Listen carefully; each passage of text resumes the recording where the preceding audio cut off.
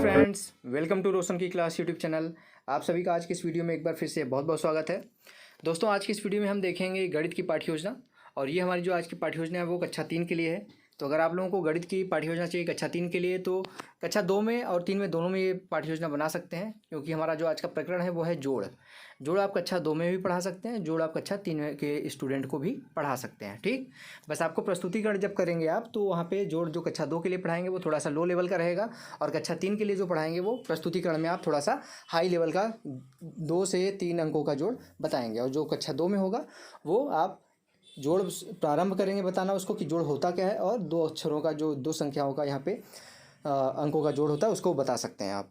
ठीक है, तो देख सकते हैं आप यहाँ पे लिखा गया पाठ्य योजना संख्या 42 है, यानी कि आपको रोशन की क्लास यूट्यूब चैनल पे गणित की जो है पाठ्य योजना टोटल इसको मिला के 42 पाठ्य योजनाएँ आपको मिल जाएंगी। 41 पाठ्य योजनाएँ यानी कि 41 पाठ्य योजना आप लोगों को पहले से अपलोडेड है वहाँ पे। ये पाठ्य योजना 42वीं है। तो अगर आप लोगों को गणित के ढेर सारी लेसन प्लान देखने हैं तो आप रोशन की क्लास यूट्यूब चैनल में जाइए, गणित की पाठ्य योजना के प्लेलिस्ट में जाइएगा, वहाँ पे आपको टोटल 42 लेसन प्लान मिल जाएंगे। ठीक है, तो दोस्तों शुरू करते हैं आज वीडियो। अगर वीडियो पसंद आए तो लाइक करिएगा वीडियो को, और रेगुलर बेसिस पे अगर आप लोगों को पाठ्य योजना की ज़रूरत है, माइक्रो टीचिंग से रिलेटेड कंटेंट चाहिए, तो रोशन की क्लास यूट्यूब चैनल को सब्सक्राइब कर सकते हैं। नीचे लाल कलर का सब्सक्राइब बटन, उस पर क्लिक करके जैसे ही सब्सक्राइब करेंगे एक घंटी का निशान आएगा, उसको दबा के ऑल नोटिफिकेशन ऑन कर लीजिएगा। अब देखते हैं, यहाँ पे चलते हैं, देखते हैं आज की पाठ्य योजना। यहाँ पे देखिए सबसे ऊपर लिखा गया है विद्यालय। आपको विद्यालय का नाम लिखना है जिस विद्यालय में आप पाठ्य योजना पढ़ाने के लिए जाएंगे। उसके बाद कक्षा है हमारी आज की 3rd, वर्ग है अ, विषय है गणित का, उप विषय कक्षा 3 में गणित नहीं इनका नहीं होता, तो यहाँ पे गणित ही बस लिखिए। कालांश है द्वितीय, यानी कि सेकेंड पीरियड में हम इस चैप्टर को पढ़ाएंगे। अवधि है 30 मिनट की, और दिनांक यहाँ पे लिखना होता है, जिससे ये पता चलता है कि आपने किस डेट में कौन सी पाठ्य योजना पढ़ाई थी। इसके बाद आप देख सकते हैं हमारा आज का जो प्रकरण है यानी कि टॉपिक है वो है जोड़। ठीक, काफ़ी आसान टॉपिक है, काफ़ी आसानी से आप इसको पढ़ा सकते हैं बच्चों को। इसके बाद हम चलते हैं अगले हेडिंग पे। हमारा अगला हेडिंग है सामान्य उद्देश्य। सामान्य उद्देश्य के अंतर्गत आपको पॉइंट वाइज कम से कम 4 से 5 पॉइंट और मैक्सिमम 8 से 10 पॉइंट लिखना होता है। इसमें आपका जो विषय है या फिर उप विषय है उसको पढ़ाने से बच्चों में किन किन चीज़ों का विकास करना है, उनकी किन रुचियों का डेवलपमेंट करना है, विकास करना है, उसके बारे में यहाँ पे सामान्य उद्देश्य के अंतर्गत लिखना होता है पॉइंट। इसमें देख लीजिए लिखा गया, पहला पॉइंट छात्रों में गणित विषय के प्रति रुचि उत्पन्न करना। दूसरा पॉइंट है छात्रों को दैनिक जीवन में गणित की उपयोगिता बताना। 3rd पॉइंट है छात्रों में मानसिक शक्ति का विकास करना, छात्रों के मानसिक शक्ति का विकास करना। 4था पॉइंट है छात्रों को गणित की शर्तों व नियमों से परिचित कराना। और 5वां पॉइंट है छात्रों को गणित के प्रश्नों को हल करना सिखाना। तो ये टोटल 5 पॉइंट है सामान्य उद्देश्य के। सामान्य उद्देश्य के बाद हमारा अगला हेडिंग आता है विशिष्ट उद्देश्य। विशिष्ट उद्देश्य में आपका जो टॉपिक है आज का जोड़, उसको पढ़ाने से बच्चों में क्या वृद्धि होगा, क्या विकास होगा, उनकी नॉलेज में क्या डेवलपमेंट होगा, उसके बारे में यहाँ पे लिखना होता है। तो यहाँ पे देख लीजिए लिखा गया है, पहला पॉइंट यहाँ पे छात्रों को संख्याएं जोड़ने का ज्ञान प्रदान करना। दूसरा पॉइंट है छात्रों को 2 और 3 अंकों की संख्याएं जोड़ने का ज्ञान प्रदान करना। तीसरा पॉइंट है छात्र जोड़ का प्रयोग अपने दैनिक जीवन में कर सकेंगे। ये चैप्टर पढ़ने के बाद उनके अंदर ये चीज़ें, आप इस चीज़ की अपेक्षा करते हैं कि ये चीज़ें उनके अंतर्गत डेवलपमेंट होंगी उनके अंतर्गत। ठीक, उसके बाद अगला हेडिंग है सहायक सामग्री। सहायक सामग्री के अंतर्गत आप सभी सामग्रियों के बारे में लिखेंगे जिसकी सहायता आप शिक्षण कार्य करते समय 30 मिनट की क्लास में लेंगे। तो आप गणित पढ़ा रहे हैं तो बिना चाक और डस्टर और श्यामपट्ट के तो पढ़ा नहीं सकते, क्योंकि मैथ पढ़ाने के लिए आपको समझाना पड़ेगा। आप एक बार इतिहास भूगोल पढ़ाएं या हिंदी पढ़ाएं तो आप बिना चौक डस्टर या श्यामपट्ट के पढ़ा सकते हैं, लेकिन मैथ जो है वो बिना श्यामपट्ट के और चौक डस्टर के नहीं पढ़ा सकते। तो ये तीनों चीज़ें यहाँ पे अति आवश्यक हैं, चौक डस्टर लपेट श्यामपट्ट। उसके बाद जोड़ को प्रदर्शित करता चार्ट। एक चार्ट बना लीजिए, उस पर आप कुछ अक्षर लिख के उसको जोड़ करके दिखा दीजिए। छोटे बच्चे हैं, कक्षा 1 या 2 के बच्चे हैं, तो कोई फल का चित्र बना लीजिए, 2-3 फल बना लीजिए, प्लस करके 2-3-4 फल और जोड़ लीजिए। उसके बाद उनको बोलिए कि इसको जोड़ के बताएं। इस तरीके से आप उस पर चार्ट पे बना सकते हैं। और लास्ट में संकेतक ले लीजिए। संकेतक लेने से आपके जो एग्जामिनर होते हैं वो आपको देखते हैं तो उनको लगता है कि हाँ आपको नॉलेज है टीचिंग का। आप संकेतक का प्रयोग करें तो थोड़ा सा प्रोफेशनल लगता है कि हाँ एक अच्छे तरीके से यहाँ पे पढ़ाया जा रहा है। उसके बाद अगला यहाँ पे हेडिंग है, देखेंगे आप पूर्व ज्ञान। पूर्व ज्ञान में लिखना है छात्रों को अंकों की सामान्य जानकारी है। ठीक है, पूर्व ज्ञान के बाद अगला हेडिंग आता है हमारा जो कि सबसे इंपॉर्टेंट होता है लेसन प्लान का हेडिंग, प्रस्तावना प्रश्न। प्रस्तावना प्रश्न लेसन प्लान का सबसे इंपॉर्टेंट पॉइंट इसलिए होता है क्योंकि प्रस्तावना प्रश्न बनाते समय 2-3 चीज़ों का ध्यान रखना होता है। पहला, स्टैंडर्ड स्ट्रक्चर जो है इसका 3 कॉलम का होता है, क्रम संख्या, छात्राध्यापक कथन और छात्र क्रिया। छात्राध्यापक कथन की जगह अगर लड़की हैं आप, छात्राध्यापिका हैं, तो यहाँ पे छात्राध्यापिका कथन हो जाएगा बस। और दूसरी बात, कम से कम 3 प्रश्न पूछ के अपना प्रकरण निकलवा सकते हैं और ज़्यादा से ज़्यादा 5 से 6 प्रश्न अपना प्रकरण निकलवाने के लिए पूछा जा सकता है। ठीक। थर्ड बात यहाँ पे जो ध्यान देने वाली है कि प्रश्नों के क्रम में क्रमबद्धता होनी चाहिए, यानी कि पहले प्रश्न का जो उत्तर आएगा आपका, उससे आप दूसरा प्रश्न बनाएंगे, फिर दूसरे प्रश्न का जो उत्तर आएगा उससे तीसरा प्रश्न बनाएंगे, तीसरे प्रश्न का जो उत्तर आएगा उससे चौथा प्रश्न बनाएंगे। इस तरह से क्रमबद्धता होनी चाहिए प्रश्नों के क्रम में। ठीक है, तो चलिए देखते हैं पहला प्रश्न यहाँ पे क्या पूछेगा छात्राध्यापक बच्चों से पूछेगा चार्ट को दिखाते हुए ये कितना लिखा है। चार्ट पे आप जो भी लिखे रहेंगे बच्चे उसका उत्तर देंगे। जैसे यहाँ पे एग्जांपल के लिए चार्ट पे मान लीजिए 65 लिखा है, 65 लिखा है, तो आप बच्चों से पूछेंगे चार्ट को दिखाते हुए बच्चे ये कितना लिखा हुआ है, तो बच्चे बता देंगे 65। उनको अंकों की जानकारी है, पढ़ लेंगे उस चीज़ को।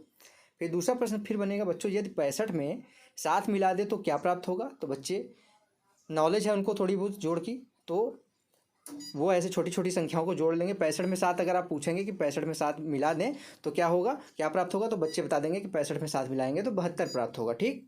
उसका तीसरा प्रश्न फिर यहाँ पे बनेगा गणित की भाषा में मिलाने की क्रिया को क्या कहते हैं। तो बच्चे बताएंगे गणित की भाषा में मिलाने की क्रिया को जोड़ कहते हैं। अगला हेडिंग है फिर चौथा, बच्चों 125 और 139 को कैसे जोड़ेंगे। तो ये उनके लिए थोड़ा टफ क्वेश्चन हो जाएगा, 3 अंकों का जोड़ उनको नहीं पता है बिल्कुल भी, तो ये उनके लिए समस्यात्मक प्रश्न बन जाएगा। तो जैसे ही समस्यात्मक प्रश्न बनेगा आप अपना उद्देश्य कथन तुरंत बोलेंगे। यहाँ पे देख लीजिए उद्देश्य कथन बोला गया है, बच्चों आज मैं आप सभी को जोड़ के बारे में विस्तार पूर्वक बताऊंगा या फिर अध्ययन कराऊंगा। नेक्स्ट है आपका फिर यहाँ पे अब आता है, बच्चों को पता चल गया कि वो पढ़ने वाले हैं अब जोड़, तो आप अब यहाँ पे प्रस्तुतिकरण कर सकते हैं, यानी कि जोड़ को आप पढ़ाना स्टार्ट कर सकते हैं। प्रस्तुतिकरण लिखने के बाद देखिए सबसे ऊपर प्रस्तुतिकरण लिखा गया है, उसके बाद आपको 5 कॉलम टोटल बनाना है। 5 कॉलम कौन कौन से हैं थोड़ा सा जूम करके दिखा देता हूँ मैं आप लोगों को। पहला कॉलम है देख लीजिए यहाँ पे शिक्षण बिंदु, दूसरा कॉलम है छात्राध्यापक कथन, तीसरा कॉलम है छात्र क्रिया, अगर छात्राध्यापिका है तो यहाँ पे छात्राध्यापक की जगह पे छात्राध्यापिका कथन हो जाएगा। ठीक है। उसके बाद यहाँ पे देख लीजिए, उसके बाद है यहाँ पे आगे छात्र क्रिया के बाद शिक्षण विधियाँ, चौथा कॉलम, और लास्ट में 5वां कॉलम है श्यामपट्ट कार्य। शिक्षण बिंदु में लिखिए जोड़, उसके बाद छात्राध्यापक कथन में विकासात्मक प्रश्न पूछिए। विकासात्मक प्रश्न का मतलब होता है कि बच्चों के पूर्व ज्ञान के बारे में यहाँ पे जानकारी प्राप्त करना कि उनको पहले से कितनी नॉलेज है इस टॉपिक के संबंधित। तो यहाँ पे विकासात्मक प्रश्न पूछिए, कम से कम 1 प्रश्न या 2 प्रश्न पूछ सकते हैं, ज़्यादा से ज़्यादा 3 से 4 प्रश्न पूछ सकते हैं।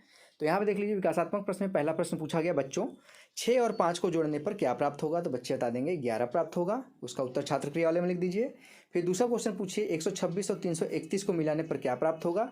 तो बच्चे इतना बड़ा संख्या नहीं जोड़ पाएंगे, तो समस्यात्मक प्रश्न हो जाएगा। ये प्रश्नीकरण विधि थी, तो यहाँ पे शिक्षण विधियों में लिख दीजिए प्रश्नीकरण विधि।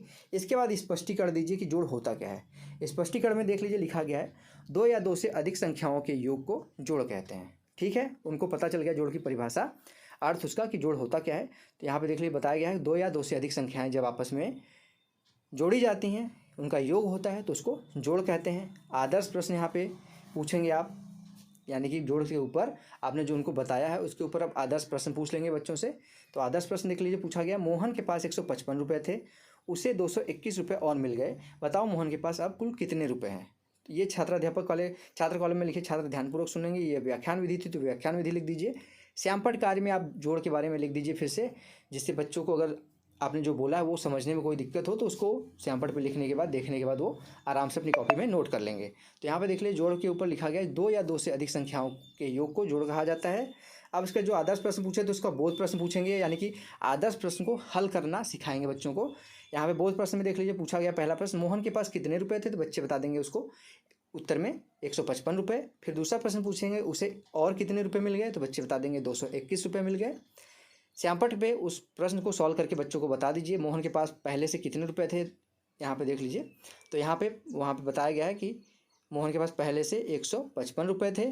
ठीक, उसके बाद में मिले रुपए 221 हो गए और कुल जोड़ा जब गया है यहाँ पे कुल रुपए 155 नीचे जोड़ा गया है, यहाँ पे प्लस का निशान लगा लीजिएगा, 155 प्लस 211, तो यहाँ पे आपका हो जाएगा 366 जोड़ने के बाद।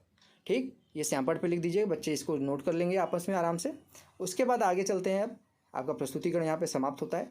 अब आता है आपका लेसन प्लान का मूल्यांकन प्रश्न। मूल्यांकन प्रश्न का मतलब होता है कि आप बच्चों को पढ़ा चुके हैं, अब यहाँ पे बच्चों का मूल्यांकन कर रहे हैं कि बच्चों को जो पढ़ाया है आपने वो समझ में आया है कि नहीं आया है। तो बच्चों से आप पूछेंगे 105 में 27 जोड़ने पर क्या प्राप्त होता है। बच्चे आपके प्रश्नों का पूछे गए प्रश्नों का उत्तर दे पाएंगे तो जाहिर सी बात उनको समझ में आया है। नहीं दे पाते हैं ज़्यादातर बच्चे आपके पूछे गए प्रश्नों का आंसर, तो उनको फिर से आप अच्छे तरीके से फिर से समझाने की कोशिश करिए। दूसरा प्रश्न फिर यहाँ पे है, राम के पास 26 पेन है और मोहन के पास 32 पेन, दोनों के पास कुल कितने पेन है? इसका भी आंसर बच्चे जोड़ के बता देंगे आपको। और लास्ट में आता है यहाँ पे गृह कार्य यानी कि होमवर्क। लेसन प्लान का सबसे लास्ट हेडिंग होता है होमवर्क यानी कि गृह कार्य।